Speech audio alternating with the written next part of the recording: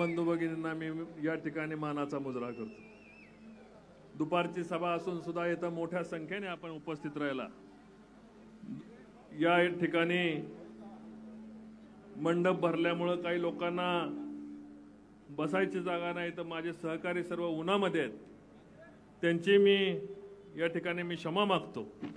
माझ्या उन्हातल्या बांधवांना मी सांगतो, मी तुमच्या बरोबर आहे, व्यासपीठावरून खाली उतरावा, मी तुमच्या बरोबर आहे। आज या आपल्याला मार्गदर्शन करण्याकरता महाराष्ट्रामध्ये ज्यांना विकास पुरुष म्हणून बघितलं जातं आणि गेले अनेक वर्ष, गेले 10-15 वर्ष मी ज्यांच्या मॉडेलवर फलटणचा विकास करायचा म्हणतो, ते महाराष्ट्र राज्याचे लाडके उपमुख्यमंत्री आदरणीय अजितदादा पवार या ठिकाणी उपस्थित आहेत। दादा, मला आपल्याला सांगायचं, गेले 15 वर्ष फलटणला आम्ही हेच सांगितलंय की जेव्हा संधी मिळेल तेव्हा आम्ही फलटणची बारामती करू आणि बारामतीच्या धर्तीवर आम्ही विकास करू। आम्ही या ठिकाणी पोलीस स्टेशन बदलले, जिल्हा न्यायालय मंजूर करून आणलं, आरटीओ ऑफिस मंजूर करून आणलं, रिंग रोड आणले आणि शहराला 150 कोटी रुपयाचा निधी आता आपण मंजूर केलाय शहराच्या रस्त्यांसाठी। फलटणचं बारामतीच्या बरोबर फलटणचा विकास होणं हे अत्यंत गरजेचं आहे, कारण तरुण माणसांच्या मध्ये एक प्रकारची वेगळी चिंता होती की फलटण वेगाने विकसित व्हायला पाहिजे, पण फलटणमध्ये सॅच्युरेशन आलेलं आहे। उद्योगधंदे हे फलटण तालुक्यात यायला तयार नाहीत। बिल्डर्स व्यवसाय कॉन्ट्रॅक्ट करण्याकरता पुणे, मुंबई, बारामतीला जाऊन कन्स्ट्रक्शनचे व्यवसाय करतायत आणि फलटणमध्ये दादा घरं बांधलेली खपत नाहीत। हे सॅच्युरेशन संपवण्यासाठी फलटणचा वेगाने विकास करण्याकरता फलटणला नाईकबोमवाडी नावाची आम्ही MIDC मंजूर करून आणलेली आहे। ही MIDC आता मंजूर झाली, याला मूर्त स्वरूप देण्याकरता तुम्ही आणि मुख्यमंत्री साहेब देवेंद्रजी या सर्वांनी मिळून या MIDCला आम्हाला उद्योग आणणं आणि उद्योग आणून माझ्या या पूर्व भागामधल्या 60 गावामधल्या माझ्या 10,000 मुलांना त्या ठिकाणी काम देणं हे आता आमचं उद्दिष्ट आहे। आमचं उद्दिष्ट या ठिकाणी तुम्ही आशीर्वाद फलटणच्या पाठीमागे उभे केले तर निश्चितपणे आम्हाला खात्री आहे की फलटणच्या 10,000 मुलांना नवीन MIDC मध्ये काम मिळेल। आम्हाला फलटणला जुनी MIDC आहे दादा, जुन्या MIDCचा किस्सा तुम्हाला सगळ्यांना माहिती आहे की जुन्या MIDC मध्ये निम्म तुम्ही आम्ही निम्म आम्ही असं चालतं। पोरांच्या पगारामधला निम्मा पगार श्रीमंतांच्या घरामध्ये जातो आणि निम्माच पगार फलटणकरांना मिळतो। मी खोटं बोलत असेल तर सांगा मला, मी खरं बोलतोय ना? खरं बोलत असेल तर हात वरती करा। ही फलटणची जनता आपल्याला सांगते, दादा आपण इकडे बघा, दादा फलटणची जनता सांगते की निम्मा पगार हे श्रीमंत घेऊन जातात। आम्हाला नवीन MIDC मध्ये नवीन कारखाने पाहिजेत की ज्या ठिकाणी लोकांना त्यांचा कष्टाचा पगार, माझे सगळे तरुण मित्र निम्मा घरचा डबा घेऊन जातात, कॅन्टीनला जेवत नाहीत, कुठं मौज मस्तीला पैसे घालवत नाहीत, कारण मिळणारा पगार हे त्यांच्या कुटुंबासाठी जातो। पण निम्मा पगार जे श्रीमंतांनी घरी येऊन गेलेला आहे तो निम्मा पगार हक्काचा त्यांना मिळाला पाहिजे। ही फलटणची मागणी दादा तुम्हाला याच्यामध्ये लक्ष घालावं लागणार आहे। फलटणची अवस्था आमच्या स्टँडच्या परिसरामध्ये इथं सभा घेतली आहे। सभा घेण्यासाठी एकही ठिकाण फलटणमध्ये झालेलं आहे। गोळीबार मैदान गेलं, नारळी बाग गेली, फलटण मधली सगळी आरक्षण श्रीमंतांनी उठवून त्या ठिकाणी त्यांच्या बिल्डिंग कन्स्ट्रक्शनचा व्यवसाय चालू केलेला आहे। गोरगरिबांना खेळायसाठी या ठिकाणी ग्राउंड नाही, आम्हाला सभा घेण्यासाठी ग्राउंड नाही।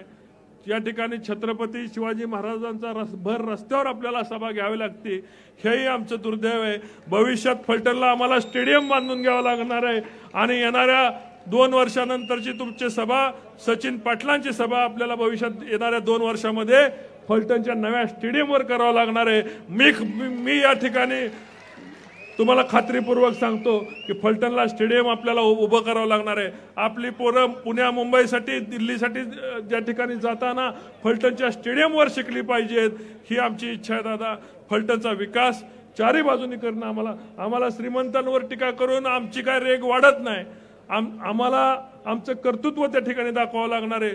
संस्था आमच्या सगळ्या खरेदी विक्री संघ बंद पडलेला आहे, तो आता गेले 10-15 वर्ष त्याची इलेक्शन पण नाही आहे। खरेदी विक्री संघ गायब झालाय, त्या खरेदी विक्री संघाची पुनर्स्थापना करणं गरजेचं आहे।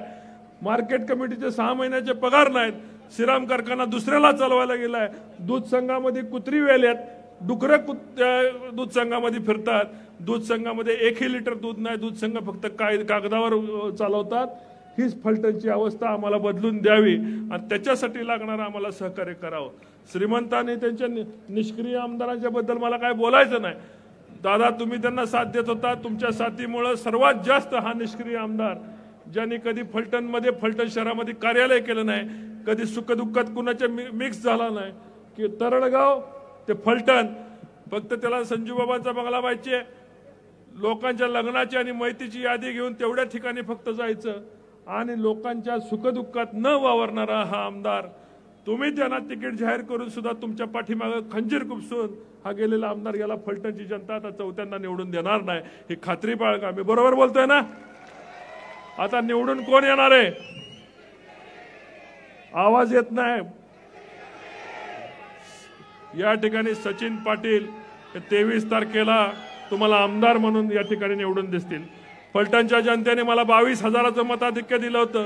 उत्तर कोरेगावमधनं 4,000चं मताधिक्य मायनस झाल्यामुळे आम्ही 18,000 आलो होतो। पण मला आता खात्री आहे की फलटण तालुका या संपूर्ण पद्धतीने बदललेला आहे। फलटण तालुक्याने 3 पेक्षा जास्त वेळा कुणाला संधी दिली नाही, हा आजपर्यंतचा इतिहास आहे। येणाऱ्या काळामध्ये भविष्यामध्ये फलटण बदलायला, फलटण घडवायला आणि फलटणचं औद्योगिकरण, फलटणचं शहरीकरण आणि फलटणच्या शहरातल्या लोकांच्या समस्या, व्यापाऱ्यांच्या समस्या, माझ्या तरुणांच्या समस्या, तरुणींच्या समस्या। दादा फलटण शहरामध्ये महिलांसाठी एकही मुतारी नाहीये किंवा एकही या ठिकाणी प्रसाधनगृह नाहीये। फलटण शहरामध्ये ग्रामीण भागामधनं लोकांच्या येणाऱ्या अतिशय कुचंबना होती, भाजी विकायला आलेल्या लोकांची अतिशय कुचंबना होती। नगरपालिका ही जुगारीचा अड्डा झालेला आहे, त्या ठिकाणी जुगार खेळली जाते। एवढी वाईट फलटणची परिस्थिती, ही फलटणची परिस्थिती ही दिवसा ढवळ्या लोकांना माहिती आहे। व्यापाऱ्यांच्या आणि सराफांच्या इथं दरोडे पडतात। संरक्षणाच्या संदर्भात सीसीटीव्ही कॅमेरे करण्याचा शब्द श्रीमंतांनी 5 वर्ष दिला, तर त्या कॅमेरे पण तिकडे गेले आणि सीसीटीव्ही पण तिकडे राहिला। फलटणच्या या ठिकाणी जे निरीक्षण व्हायला पाहिजे होतं ते निरीक्षण झालं नाही। औद्योगिकरणाचं वाटोळं झालं। फलटणमध्ये MIDC आम्ही मंजूर केली, ते MIDC बंद करण्याकरता आमदार दीपक चव्हाण आणि आमदार रामराजे आणि त्यांचे बंधू संजूरावजी यांनी बैठका लावल्या। मला येणाऱ्या सर्व गोष्टीला अडथळा निर्माण करण्याचं काम केलं। तासगावकर नावाचा एक उद्योगपती या ठिकाणी कारखाना काढत होता, त्या तासगावकरला या ठिकाणी बौद्ध समाजाचा विचार होता, पळवून लावण्यात आलं। आणि काल कोणतरी एक महानुभाव या ठिकाणी बोलले की माझ्या वडिलांच्या नावाने या ठिकाणी मस्जिद दर्गा आहे, तर म्हटले यांना लाज वाटायला पाहिजे, मस्जिद दर्गा ह्यांच्या वडिलांच्या नावाने आहे। मला एवढंच सांगायचंय की सर्व समाजाला आम्ही बरोबर घेऊन जातो। मुस्लिम समाजाची दिवाळी आम्ही अख्ख्या शहराची दिवाळी करतो, मुस्लिम समाजाची ईद ही संपूर्ण तालुक्याची ईद आम्ही करतो। शहरामध्ये प्रत्येक घरामध्ये आम्ही दूध देतो। आमचं काय चुकतंय का की मुस्लिम बांधवांना आम्ही बरोबर घेऊन जातो? ही लोक म्हणतात, श्रीमंत लोक म्हणतात की ह्यांना लाज वाटायला पाहिजे। मला लाज नाही की मला अभिमान आहे, या ठिकाणी माझ्या वडिलांच्या नावाने फलटणमध्ये मस्जिद आहे। सर्व मुस्लिम बांधवांना सुद्धा मला सांगायचंय की तुम्हाला काळजी करायची कोण गरज नाही। ज्या काही गोष्टी आमच्याकडनं राहून गेल्या असतील त्या सुद्धा तुम्हाला भविष्यामध्ये सर्व कुटुंबांना देण्याची जबाबदारी आम्ही घेतोय। बौद्ध समाजाला सुद्धा मला सांगायचंय की या ठिकाणी मंगळवारपेठ मोठ्या प्रमाणात बौद्ध वस्ती त्या ठिकाणी आहे, अतिशय त्या ठिकाणी दुरुस्ती होण्याची गरज आहे। रस्ते, पाणी आणि त्या ठिकाणची गटारं दुरुस्त होण्याची गरज आहे। फलटण तालुक्यात ग्रामीण भागामध्ये बौद्ध समाज, होलार समाज, मातंग समाज मोठ्या प्रमाणावर या ठिकाणी SC STच्या वस्त्यात, त्या सर्व वस्त्यांची दुरुस्तीकरण होणं गरजेचं आहे। आणि सर्व समाजाच्या लोकांना बरोबर एकत्र हातात हात घालून बरोबर घेऊन जाणं गरजेचं आहे। विकास हा सर्वांचा झाला पाहिजे, बौद्धांचा झाला पाहिजे, मुस्लिमांचा झाला पाहिजे, होलार समाज झाला पाहिजे, चांभार समाज झाला पाहिजे, मातंग समाजाचा विकास झाला पाहिजे, सर्व समाजाला बरोबर घेऊन झाला पाहिजे। या ठिकाणी मी दादा आपल्याला मागणी करणार आहे, मल्हारराव होळकर यांचं जन्मस्थान मुरुम आहे, त्या मुरुमच्या ठिकाणी त्यांच्या जन्मगावाच्या त्या ठिकाणी त्यांचं चांगल्या प्रकारचं त्यांच्या नावाचं एक आम्हाला वास्तू निर्माण करता यावी, एक पर्यटन स्थळ त्या ठिकाणी निर्माण करता यावं म्हणून मी मल्हारराव होळकर यांच्या मुरुम गावाची साठी मी निधीची दादा आपल्याला मागणी करतो। या ठिकाणी अपक्ष उमेदवार बाबासाहेब उमरे यांनी जाहीर पाठिंबा दिलेला आहे। आता ते उमेदवार नाही, त्यांनी अर्ज मागे केलाय, मी त्यांचंही या ठिकाणी मी स्वागत करतो। आणि दादा फलटण शहर आम्हाला विकास पाहिजे, आम्हाला श्रीमंतांवर बोलून काय होणार नाही, आम्हाला विकास पाहिजे आणि त्या विकासासाठी तुमची मदत करा. सचिन भालेराव यांनी या ठिकाणी अपक्ष उमेदवार पाठिंबा दिलेला आहे, त्यांचंही मी या ठिकाणी स्वागत करतो. आणि आपल्या सर्वांना जे आज भर दुपारी एवढं ऊन असताना आलेल्या माझ्या बंधू भगिनींना या ठिकाणी मी आलात त्याबद्दल मी आपले आभार मानतो. माझे 2 शब्द संपवतो. जय हिंद, जय महाराष्ट्र. धन्यवाद दादा. जय लहुजी क्रांती संघटनेच्या वतीनं या ठिकाणी पाठिंबा दिला जातोय. मी त्यांना विनंती करतो कृपया आपण यायचंय. त्याचबरोबर साखरवाडी या भागातून सुद्धा पाठिंबा होत आहे. प्रहार जनशक्ती पक्षाच्या सर्वांनी लगेच यायचंय. दादा भाषणाला जायच्या आत आपल्याला पाठिंबा देऊन घ्यायचा आहे. प्रहार जनशक्ती पक्षाचे सर्वांनी यायचं म्हणून ताते आपल्याला विनंती आहे, तातडीने करून घ्या. व्यक्त होत आहे महाराष्ट्र राज्याचं खणखणीत नाणं म्हणून ज्यांच्याकडे तमाम महाराष्ट्र पाहतो ते महाराष्ट्र राज्याचे उपमुख्यमंत्री आदरणीय अजितदादा पवार यांच्यासाठी जोरदार टाळ्या फलक करा होऊ द्या, कारण हे विकासाचं खणखणीत नाणं आहे. आश्रय बाद झाला.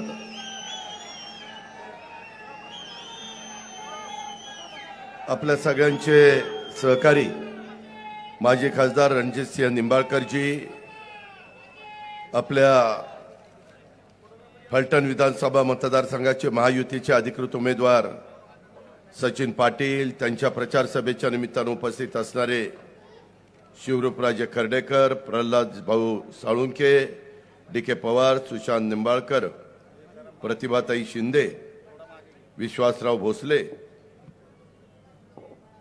विलासराव नलवडे, संदीप चोरमले, पिंटू इवरे, अजय माळवे, अशोक शेठ सस्ते, रणजितसिंह भोसले, माणिकराव सोनवलकर, संजय दोडमिसे, संजय कापसे, विक्रम भोसले, इथं उपस्थित असणारे मनोज कुराडकर, बापूराव शिंदे, माझ्या फलटण विधानसभा मतदारसंघातील उपस्थित असणारे सर्वच भाजपा, शिवसेना, राष्ट्रवादी काँग्रेस, आरपीआय आठवले गट आणि आमच्या घटक पक्षांचे उपस्थित असणारे सर्व आजी माजी पदाधिकारी, जमलेल्या प्रतिष्ठित मतदार बंधू भगिनी आणि माझ्या तरुण मित्रांनो, मी सुरुवातीलाच अखिल भारतीय महात्मा फुले समता परिषदेने बाबूराव शिंदे हे जे अध्यक्ष आहेत त्यांनी महायुतीचे उमेदवार या नात्याने फलटण कोरेगाव विधानसभा मतदारसंघाच्या सचिन पाटलांना पाठिंबा दिला आहे, त्याबद्दल मी त्यांचा आभार मानतो. प्रहार जनशक्ती पक्षाचे सागर गावडे हे त्या ठिकाणी फलटण तालुक्याचे अध्यक्ष आहेत, त्यांनी पण पाठिंबा दिलेला आहे. त्यांच्या काही मागण्या आहेत, परंतु ह्या मागण्या पुढं सचिन पाटलांनी पूर्ण कराव्यात आणि म्हणून त्यांनाही मी धन्यवाद देतो, त्यांचेही आभार मानतो. तसेच फलटण तालुका होलार समाज हे जे आमचे विलासराव करे, महादेवराव जाधव, हिंदूराव आवटे यांनी पाठिंबा जाहीर दिलेला आहे सचिन पाटलांना महायुतीचे उमेदवार म्हणून, त्यांचाही मी आभार मानतो, त्यांनाही मनापासून धन्यवाद त्या ठिकाणी देतो. मित्रांनो, आजचा शेवटचा दिवस आहे प्रचाराला. 6 वाजता प्रचार बंद होणार आहे आणि उद्या सेकंड लास्ट दिवस आहे. परवा मतदान ह्यावेळेस चालू झालेलं असेल. महाराष्ट्र उद्याच्या 5 वर्षाच्या करता कोणाच्या हातामध्ये द्यायचा आहे अशा प्रकारचा निर्णय ह्या महाराष्ट्रातल्या जनतेला घ्यायचा आहे, माझ्या फलटणकरांना घ्यायचा आहे. फलटणकरांनी गेले अनेक वर्षाचं राजकारण बघितलेलं आहे, त्या खोलामध्ये मी जास्त जात नाही. पण तुम्ही सगळ्यांनी पाहिलंय 95 पासून श्रीमंतांच्या ताब्यामध्ये फलटणची सूत्र आली. ह्या गोष्टीला जवळपास 29 वर्ष झाली. 29 वर्ष ते म्हणतील तो आमदार, ते म्हणतील ती नगरपालिकेचे पदाधिकारी, ते म्हणतील ती जिल्हा परिषदेचे पदाधिकारी, तालुका पंचायतीचे पदाधिकारी, ते प्रमुख असल्यामुळं श्रीमंतांच्या हातामध्ये इथल्या सगळ्या संस्था आहेत. मला फलटणकरांना सांगायचं आहे, तुमच्या आणि माझ्यामध्ये हा कॅनॉल हा गेलेला आहे. कॅनॉलच्या पलीकडे गेलं, नदीच्या पलीकडे गेलं तर माझा तालुका आहे. मी पण तिथं 90-91 पासून काम करतोय आणि हे 95 पासून काम करताय. तुम्ही तुलना करा. मी कुणाला कमी लेखतो असं कृपा करून फलटणकरांनी समजू नये. श्रीमंतांना कमी लेखलं तर आम्हाला महाराष्ट्रात राहणं मुश्किल होईल. त्याच्यामुळं ते डोक्यात पण कुणी आणू नका, कारण ते श्रीमंत आहेत. मला एवढंच तुम्हाला सांगायचं आहे, आज मी माझ्या भाषणाला सुरुवात करण्यापूर्वी स्वर्गीय चिमणराव कदम, स्वर्गीय सुभाषराव शिंदे, स्वर्गीय कृष्णचंद्र भोईटे, स्वर्गीय दादाराजे खर्डेकर, स्वर्गीय हनुमंतराव पवार या फलटणच्या सुपुत्रांना मी भावपूर्ण श्रद्धांजली अर्पण करतो. आणि त्यांनी निश्चितपणे त्यांच्या एकंदरीत वाटचालीमध्ये आपापल्या परीनं ह्या फलटणमध्ये काम करण्याचा प्रयत्न केला, ह्याच्यात तुम्ही सगळेजण साक्षीदार आहात, हेही आपण ह्या निमित्तानं लक्षामध्ये घ्या. आज इथं वेगवेगळ्या सभा होत आहेत, आरोप होत आहेत, प्रत्यारोप होत आहेत. प्रत्येकाला अधिकार आहे. घटनेचे शिल्पकार डॉक्टर बाबासाहेब आंबेडकरांनी संविधानाच्या माध्यमातून तो तुम्हाला मला सर्वांना दिलेला आहे. ह्या निवडणुकीमध्ये आम्ही सचिन पाटलांना उभं केलेलं आहे. सचिन पाटलांचं तुम्हाला सगळ्यांना माहिती आहे, एक शेतकरी कुटुंबातला आहे. माझी फलटणकरांना सुरुवातीलाच विनंती आहे, 3 टर्मला तुम्ही शिक्षक प्रतिनिधी म्हणून आमदार निवडून दिला. तो शिक्षक आहे, त्यांनी तुमच्या सर्वांचं प्रतिनिधित्व केलं.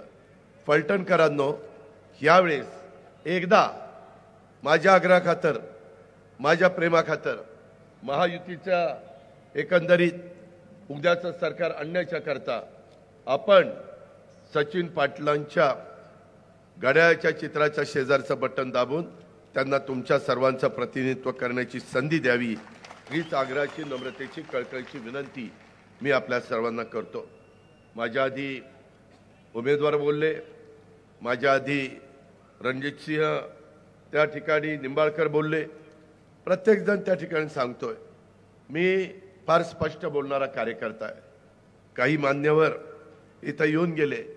पवार साहेबांनी पण सांगितलं की मी साखरवाडीच्या सभेमध्ये सांगितलं की मी श्रीमंतांना आमदार केलं, पण साहेबांना ते खटकलं. ते म्हणाले की मी पक्षाचा अध्यक्ष असताना हा कसा आमदार करेल, मग उद्या म्हणेल की बारामतीचा पण आमदार मीच केला. मी कसं आयुष्यात म्हणणार नाही, मी इतका वेडा नाहीये.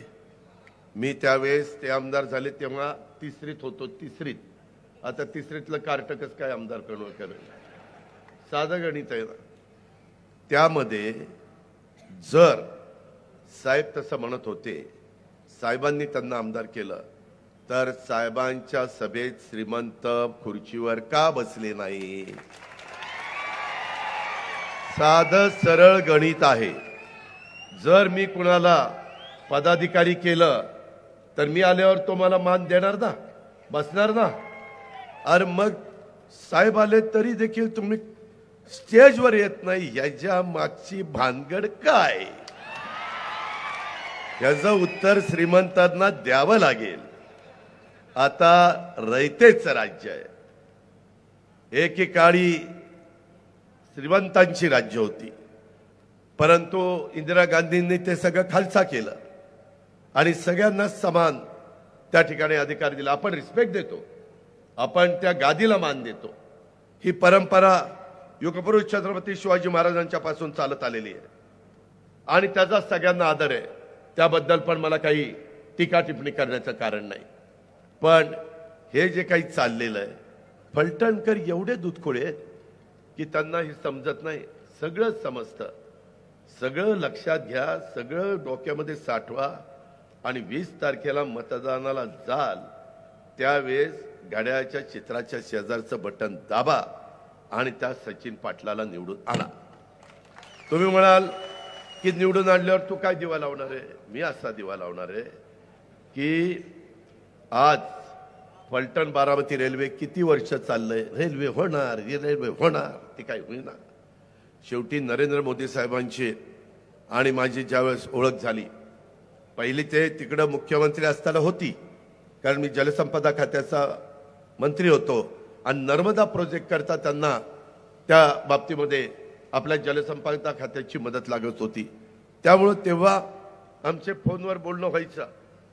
पण नंतरच्या काळामध्ये किंवा मी उपमुख्यमंत्री असताना पृथ्वीराज बाबा आणि मी त्यावेळेस पण ते गुजरातचे मुख्यमंत्री म्हणून त्या कॉन्फरन्सला यायचे. राज्यातल्या सगळ्या मुख्यमंत्र्यांची आणि उपमुख्यमंत्र्यांची पंतप्रधानांच्या उपस्थितीत कॉन्फरन्स असते. त्याच्यावर तिथंही माझी ओळख झाली होती. पण मी आता त्यांना सांगितलं की मोदी साहेब अनेक वर्ष सगळे प्रयत्न करतायत. फलटणकर प्रयत्न करतायत, त्याच्यामध्ये रणजितसिंह निंबाळकर प्रयत्न करत होते, पण काही ना काही आडवं यायचं आणि ते काम पूर्ण होत नव्हतं. आता मात्र ते काम मार्गी लागलेलं आहे आणि त्याच्यामुळं एक दळणवळणाचं फलटण, बारामती आणि सगळ्यांनाच त्याची सोय होणार आहे. आपण सगळ्या भारताशी ह्या निमित्तानं जोडलं जाणार आहे. हे एक चांगलं काम त्या एनडीएच्या सरकारकडनं झालेलं आहे. त्यामध्ये इथं बोलत असताना अनेकांनी अनेक मला चिठ्ठ्या दिलेल्या आहेत. मला इथली सभा उरकून इंदापूरची करायची आणि तिथून बारामतीची शेवटची सभा करायची. माझ्याकडे पण वेळ कमी आहे. पण मित्रांनो, तुम्ही पहा, ते 95ला आमदार झाले, त्यांच्या हातात तुम्ही सूत्र दिली. मी 91ला आमदार झालो, माझ्या हातात बारामतीकरांनी सूत्र दिली आणि माझ्या भागातला बारामती तालुक्यातला माळेगाव सहकारी साखर कारखाना, सोमेश्वर सहकारी साखर कारखाना एक भाव देतोय 3636 टनाला आणि दुसरा देतोय 3571 टनाला. आणि तुमचा किती देतो? किती देतो? 3000 किंवा 3100 धरा. 500 600 रुपये फरक. इथं उजव्या कालव्याचं पाणी आहे नीरा, तिकडं डाव्या कालव्याचं पाणी आहे. तिकड्या पाण्यात काही वेगळं आहे का आणि इकडच्या पाण्यात काही वेगळं आहे का? इथल्या पाण्याने ऊसाचं भाव कमी बसतोय, तिथल्या पाण्याने जास्त बसतोय. मित्रांनो, कर्तृत्व असावं लागतं, कर्तृत्व असावं लागतं. तुम्ही श्रीरामाच्या नावाने काढलेला हा सहकारी साखर कारखाना आज तुम्ही चालवायला देताय जव्हार सहकारी साखर कारखान्याला. माझ्याकडं करार आलेला आहे. मी कधी तुमच्यामध्ये लुडबुड करायचं नाही, तर राज्य बघताय तर आपण काय ह्या करारामध्ये तुम्हाला आश्चर्य वाटेल. ह्यामध्ये साधारण इथं टनाला फक्त 30 रुपये घेतले जात आहेत आणि करार तर असे का गमतीशीर केलेले आहेत, त्याची कॉपीच माझ्याकडे आहे. ही कराराची प्रत, त्याच्यामध्ये शेखर गायकवाड आयुक्त आणि बाळासाहेब पाटील असताना त्यांनी सांगितलेलं होतं. 13/10/2021 रोजी शंभूराजे देसाई राज्यमंत्री वित्त नियोजन यांनी लेखी म्हणणं सादर केलं. त्यात श्रीराम सहकारी साखर कारखान्यांचे शेतकरी सभासद यांच्या प्रती कोणतेही दायित्व नाही. आज रोजी कारखान्याची FRP थकीत नाही. वरील परिस्थितीच्या अनुषंगाने आर्थिक सुस्थितीत असलेला सहकारी साखर कारखाना 15 वर्षासाठी दुसऱ्या साखर कारखान्याला चालवण्यास देणे योग्य होणार नाही. किंबहुना सदर कालावधी 15 वर्षाच्या ऐवजी 5 वर्षाचा करावा. कारखान्याची एकंदरीत आर्थिक स्थिती व दायित्व याचे अवलोकन करता कारखाना इतर सहकारी साखर कारखान्यांना चालवण्यास देताना प्रतिवर्षी प्रतिटन 200 रुपये मूळ कारखान्यास नफ्यातील हिस्सा म्हणून द्यावे. साखर आयुक्त यांनी श्रीराम कारखाना पुढील 15 वर्षाच्या भागीदारी तत्वावर चालवण्यास दिला तरी भांडवली गुंतवणूक त्याची किंमत विचारात घेऊन कारखान्याची काही देणी थकीत राहू शकतील अशी शक्यता नमूद करून त्याबाबत बहुमताने समिती सदस्यांनी कारखाना 15 वर्षाच्या कालावधीसाठी भागीदारी तत्वावर द्यायला हरकत नाही असे ठरले. त्याच्यात बाळासाहेब पाटलाची सही आहे, सहकार मंत्री आणि शेखर गायकवाडांची सही आहे.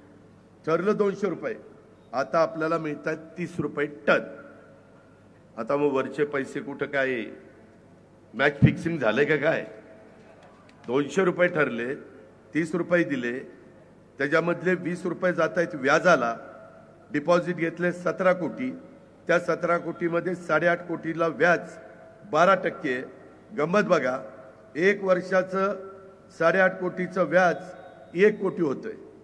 म्हणजे 15 वर्षाला 15 कोटी व्याज, 8.5 कोटीला 12%. म्हणजे ही कारखाना कधी तुमच्या ताब्यात यायची शक्यता नाही. अशा प्रकारचा करार, हा करार आपल्या श्रीमंतांच्या सांगण्यावरून झालेला आहे.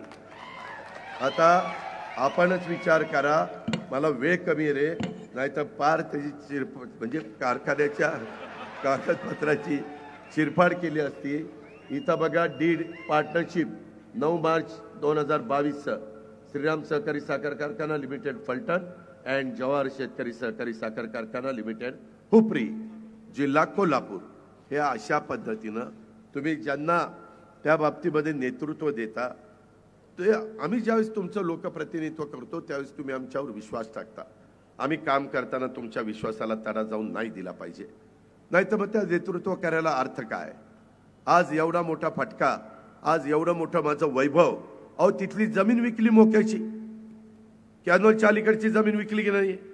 मग जमीन पण विकली, कारखानाही चालवायला दिला, तोही 15 वर्षाकरता. व्याज 8.5 कोटीला 12%, ते दरवर्षी 1 कोटी व्याज होते. मग फिटणार कधी. काय केलंय काय. गौड बंगाल तर सांगा. एक पुस्तक लिहू, श्रीराम सहकारी साखर कारखान्याच्या कराराची माहिती. हे जे काही आहे आज तुम्हाला फटका बसतोय. आज लोकांनी निवडून दिलेलं संचालक बोर्ड गेलं असतं ना. आज संचालक बोर्ड जातं पण मस्तपैकी चहा पाणी नाश्ता घेतं आणि कारखाना ते तर जवाहर चालवतात. हे कायदी विचार माझे फलटणकर करणार आहेत का. दुसरी गोष्ट दूध संघ तोही बंद. आमचे कारखाने ती आर्थिक सुबत्ता आणतात. आमचा दूध संघ उत्तम चाललेला आहे. आपला दूध संघ बंद पाडलेला आहे, कारखाना चालवायला दिलेला आहे. त्याच्यानंतर खरेदी विक्री संघ त्याचे तर गोडाऊन गोविंदला भाड्याने दिलेले. अरे गोविंदला भाड्याने द्यायच्या ऐवजी त्याच्यामध्ये खतं आणा, बी बियाणं आणा, गोडाऊनला ठेवा. माझ्या शेतकऱ्यांचा माल जर भाव नसेल तर गोडाऊनला ठिकाणी ठेवा. त्याच्यातनं त्या खरेदी विक्री संघाच्या गोडाऊनचा फायदा करा ना, काय हरकत आहे. परंतु तेही काही नाही. स्वतःच्याच खाजगी संस्थेला ते भाड्याने देण्याचं काम केलेलं आहे. मार्केट कमिटीचा तिथं मला अर्ज आला, दादा आमच्या मार्केट कमिटीचा पगार होत नाही. अरे म्हटलं श्रीमंतांच्याकडनं पगार होत नाही, मग श्रीमंतांची व्याख्या बदलायला पाहिजे का काय. त्यामध्ये आज पगार होत नाही. राजे आम्ही संस्था चांगल्या चालू शकतो, तुम्ही का हो नाही चालवत. कधी सल्ला घ्यायचा असेल तर आमचा घ्या ना, आम्ही योग्य सल्ला देऊ. आम्ही चुकीचा सल्ला नाही देणार. पण आम्हाला वाटलं की तुमच्या नेतृत्वाखाली चाललंय, चांगलं चाललं असेल. त्यामध्ये मार्केट कमिटीची अवस्था ही करून ठेवली. मालोजी बँक ती चालवायला बुलढाणा क्रेडिट सोसायटीला देऊन टाकली. पार बुलढाणाच गाठला, दुसरं कुणी इथं दिसलंच नाही. डायरेक्ट विदर्भातनं बुलढाणा. तिथनं चांडक साहेबाला सांगितलं आमची बँक चालवा. तुम्हाला बँक चालवता येत नाही, तुम्हाला कारखाना चालवता येत नाही, तुम्हाला नगरपालिका. मी आता बघतोय रस्त्यावर सभा चालली. अरे पटांगणं कुठे गेली. इथं पोरांना मुलांना खेळायला ग्राउंड राहिलेत का नाही. का सगळ्यावरचे आरक्षण काढली आणि दुसरंच काहीतरी केलं. जर त्या शहराचा सर्वांगीण विकास व्हायचा असेल तर उद्यानं ग्राउंड ही आरक्षण ठेवायची असतात. दफनभूमीच्या करता, स्मशानभूमीच्या करता आरक्षण ठेवायचे असतात. वेगवेगळ्या प्रकारच्या मूलभूत गरजा ह्या माझ्या शहराला लागतात. भाजी मंडई असेल, पोलीस स्टेशन असेल, महावितरणच्या संदर्भातले ट्रान्सफॉर्मर असतील. मगाशी आमच्या रणजितसिंह निंबाळकरांनी सांगितलं तशा प्रकारची स्वच्छतागृह. अरे महिलांचा आपण मान सन्मान त्या ठिकाणी ठेवतोय आणि इथं स्वच्छतागृह नाही. एवढी दुरावस्था. आणि हे श्रीमंताचं शहर हे कसं बसतंय. अरे माझ्या इथं जरा एसटी स्टँड बघायला या. इथलं एसटी स्टँड आणि तिथलं एसटी स्टँड कुठं काय कशात अर्थच नाही. जर आम्ही करू शकतो तर ते का नाही. ह्याचा विचार कधीतरी तुम्हाला करणार का नाही. कधीतरी तुमची सटकली पाहिजे ना. सटकली तुमची सटकतच नाही. त्याच्यामुळे त्या महाराजांचं चालतंय. ह्याचा विचार माझ्या फलटणकरांनी करावा. त्यामध्ये आपण त्याच्यामध्ये मी सगळ्यांना निधी देतो. माझ्याकडे दीपक चव्हाण पण आलेले होते, तो आमदार. त्याच्यामुळे आम्ही सगळेजण उपमुख्यमंत्री मंत्री झालेलो. तो म्हटला की दादा मला शेवटी निधी द्या. मी जाता जाता त्याला 200 कोटी रुपयाचा निधी दिला. शहराच्या करता 200. नारळ फोडण्याचं कामं चालली. परंतु जरा तोंडाने सांगा कुणी निधी दिला ते, तेवढं तरी खरं बोला राव. आम्ही एकत्र असताना दिलाय त्यानं, परंतु मिळालाय आम्हाला असं म्हणा. पण ती पण दानत नाही. आज मित्रांनो, तुम्ही सचिन पाटलाला निवडून द्या. मी खरोखरीच सांगतो, जर तुमच्यामध्ये चांगले चांगले नव नेतृत्व हे पुढे येत असेल तर त्याच्यामध्ये मी सर्वतोपरी सहकार्य करायला तयार आहे. आपल्या इथं इकडच्या भागातली मुलं कमींची माझ्या बारामती तालुक्यामध्ये बसनी इंग्लिश मीडियमची शिकायला येतात, CBSE शिकायला. तुम्हाला काही वाटत नाही? तुम्ही तुमच्या लोकप्रतिनिधीला विचारत नाही? आपल्याकडे एवढं सगळं आहे, का नाही आपल्याकडे चांगली CBSEची इंग्लिश मीडियम स्कूल सुरू होत? काय अडचण काय? इथला माणूस येऊन बारामतीमध्ये फी देतो, काय फुकट शिकवत नाही तिथं, फी घेतात. एवढा जायचा याचा खर्च, त्याच्यात त्यांचा बिचाऱ्यांचा मुलांचा वेळ जातो, तो वेळ त्यांना अभ्यासाला मिळणार नाही. मुलं जास्त वेळ घरात आई वडिलांच्या जवळ राहणार नाही. अरे नेतृत्व काय करतंय ह्याचा विचारच कोणी करत नाही. मी दीपकला सांगितलं, सॉरी दीपक ह्याच्यात लक्ष घाल. दादा माझ्या हातात काही नाही हो, साहेब सांगतील तसं मला ऐकावं लागतं. अरे म्हणलं कुणाला निधी देताना पण तसंच नाही, मी त्यांच्यामुळे निवडून येतो, त्याच्यावर त्यांचं कसं मी मोडणार? अरे या जनतेचं मोडतोय आणि त्यांचं मोडायला काय झालंय? हे असं कसं? आज उद्याच्याला 20 तारखेला मतदान तुम्ही करून सचिनला निवडून दिल्यानंतर सचिनला समजलं पाहिजे ना, तालुका त्याने फिरला पाहिजे ना. माझ्या कोरेगाव भागातल्या 27 गावात जायला नको? तिकडं आसूच्या पर्यंत जायला नको? सगळा माझा फलटण जो काही तालुका आहे, जिल्ह्यात भाग, बागायती भाग, माझं शहर, हे बघायला नको? मग कशाला तुम्ही आमदार होता? तुम्ही बघितलं पाहिजे काय नदीला कुठनं घाण जाती, कशामुळे नदी प्रदूषित होती, कोण त्याच्यामध्ये घाण सोडतंय. जर नेतृत्वाच्या संस्थात जर घाण सोडत असेल तर पाणी खराब झाल्यानंतर दोष देणार कुणाला? त्याच्यावर ऍक्शन घेणार कोण? जर मी एखादी दूध संस्था काढली बारामतीत आणि तिथनं ते खराब पाणी मी नीरा नदीला सोडलं तर मूळच व्यक्ती ते खराब करते, त्याच्यावर कारवाई होणार कशी? ह्या पद्धतीचे प्रकार इकडं. अजून एक माझ्या सांगवीच्या अलीकड कुठलं ते दुधाचं हेरिटेजचे घाण पाणी, त्या गोविंदचं घाण पाणी.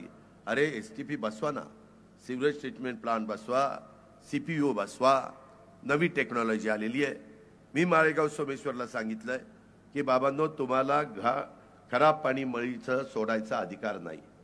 भाव 25-50 रुपये कमी द्या, पण पहिल्यांदा ही निसर्गाने तयार केलेली नदी, निसर्ग ज्यावेळेस तयार झाला त्यावेळेस त्याच्यात वाहणारं पाणी ते इतकं स्वच्छ आणि निर्मळ असायचं. आज जनावरं पण पाणी पित नाही. माणसाने पाय घातला तर पायाला खास सुरू होती. अशा प्रकारचं ते घाण पाणी अलीकड पिकाला द्यायला लागलं तर पिकं खालनं जोरात वाढायला पाहिजे, ती पिकं वरनच जळायला लागतायत, तिथं पोग्यातनच जळायला लागतायत. ही पाण्याची दुरावस्था. हे बदलायला नको? हे बदलायचं तुमच्या हातात आहे. आता ही संधी फलटणकरांना आलेली आहे. त्या संधीचा फायदा उठवायचा का येरे माझ्या मागल्या त्यामध्ये चालायचं ते तुमचं तुम्ही ठरवा. बदल केला, मी तुमच्या पाठीशी आहे. राज्य सरकार तुमच्या पाठीशी आहे. केंद्र सरकार देखील, जरी रणजितसिंह निंबाळकर हे माजी खासदार असले तरी त्यांच्या ओळखी तिथं आहेत, मला माहिती आहे. अमित शहा पण त्यांना चांगलं ओळखतात, इतर मंत्री ओळखतात. आम्ही जाऊ. त्या व्यक्तीचं मला कौतुक वाटतं. एखादा पराभूत झाला असता तर म्हणला असता जाऊ द्या, पाडलंय बघू 5 वर्ष निवांत. विलासराव देशमुख पराभूत झाले होते, 5 वर्ष काही बघितलं नाही लातूरकडं. शेवटी लातूरकरांना कळलं, अरे लय चूक आपली झाली. 40,000 मतांनी विलासरावांना पाडलं आणि पुढच्या 5 वर्षांनी त्याच विलासरावांना 80,000 मतांनी निवडून दिलं आणि विलासराव राज्याचे मुख्यमंत्री झाले. कधी कधी जिथं पिकतं तिथं विकत नसतं, त्याच्या किमतीचं मोल होऊ शकत नाही आणि त्या पद्धतीनं तुम्ही लोकसभेला केलेलं आहे. आता तुलना करा आपल्या रणजितसिंह निंबाळकरांची 5 वर्षाची कारकीर्द आणि आत्ता जे खासदार झालेले आहेत ते कितीदा येतील, कितीदा भेटतील, कितीदा चर्चा करतील ते तुमचं तुम्हालाच माहिती. पण एखादी हवा आली की लोक हवेवर जातात. अरे भावनेवर जाऊ नका रे, भावनिक बनू नका रे. विकासाला महत्व द्या. विकासातनं तुमच्या पुढच्या पिढीचं भलं होणार आहे. इथली बाजारपेठ चालणार आहे, तो बदल झाल्यावर चालणार आहे. अरे माझ्या बारामतीतली येऊन बाजारपेठ बघा व्यापारी लोकांनो. ही स्वराज सेल्स ये रे माझ्या इथं तुला दाखवतो. इकडं कोण आहे रे? ही कोण आहे? चेतन का कोण? कुठलं ज्वेलर? हा ज्वेलर वाला तू पण ये. सुनील बॅग वाला तू पण ये. तुला दाखवतो बारामतीची बाजारपेठ. अरे लोकप्रतिनिधी खमक्या असावा लागतो. खमक्या आवाजात पण दम पाहिजे आणि कामात पण उजवा पाहिजे. अधिकाऱ्यावर पण पकड पाहिजे. उगीच हे काम करतो का रे? ते अधिकारी तुला घरूनच पाठवले. ही गोष्ट लक्षात ठेवा. त्याच्यातनं तालुके पुढं मागं राहतात. अक्षरशः एकेकाळी आम्ही बारामतीचं नेतृत्व करायच्या आधी फलटण हे पश्चिम महाराष्ट्रातला एक महत्वाचा अग्रेसर तालुका होता, शहर होतं. का मागं पडलं? अरे विचारा ना कधीतरी स्वतःच्या मनाला. काय आपण कमी पडलो? कोण दोषी आहे? आपण स्वतः दोषी आहे का इथलं लोकप्रतिनिधी दोषी आहे का इथलं नेतृत्व दोषी आहे? ह्याचा कधीतरी विचार करणार आहे का नाही? मला काय मी सांगायला येईल? ऐकलं नाही ऐकलं दिलं सोडून आहे माझं मला. पण वाईट हे जो वाटतं की मी पण ह्या जिल्ह्याचा पालकमंत्री होतो 5 वर्ष. इतकी सोन्यासारखी माणसं आहेत, रिस्पेक्ट देतात, त्याच्यामध्ये सांगितलं तर ऐकतात, पण आळस झटकून काम केलं पाहिजे. मित्रांनो इथंच नाही, आज इथं साखर कारखान्याची अवस्था, बँकेची ती अवस्था, दूध संघाची अवस्था, खरेदी विक्री संघ, मार्केट कमिटी विचारूच नका. तुम्ही या ना, ह्या सगळ्या संस्था मी माझ्या दाखवतो कशा चालल्यात. आणि तुम्हाला सांगतो, तुम्ही जर ह्याच्यातनं मार्ग निघू शकतो. एकेकाळी माझा सोमेश्वर कारखाना डबगाईला आला होता, मी बाहेर काढला. आज नंबर 1चा भाव देतोय. तुम्ही सचिनला निवडून द्या. या संस्था आम्ही तुमच्या वटणीवर आणून दाखवू. ती धमक आणि ती ताकद आमच्यामध्ये आहे. त्याच्यामध्ये आज इथल्या मुलामुलींना नोकरी नाही. आज नाईक बोमवाडी MIDC मंजुरी आहे. कारखाने आले पाहिजेत ना, वातावरण तसं पाहिजे ना. अरे कमिन्स सारखा कारखाना येतो, लेबर कॉन्ट्रॅक्टर तिथं लेबरचं सप्लाय करतो आणि तिथं रक्कम वेगळी घेतो आणि त्या मुलांना निम्मी अर्धी रक्कम देतो. अरे कुठं फेडाल ही पाप? कष्ट माझ्या त्या मुलांनी घाम गाळायचा, कष्ट करायचे, रक्ताचं पाणी करायचं आणि त्या कमिन्समध्ये काम करायचं. आणि मालक पण काही बोलत नाही, तो आहे परदेशात.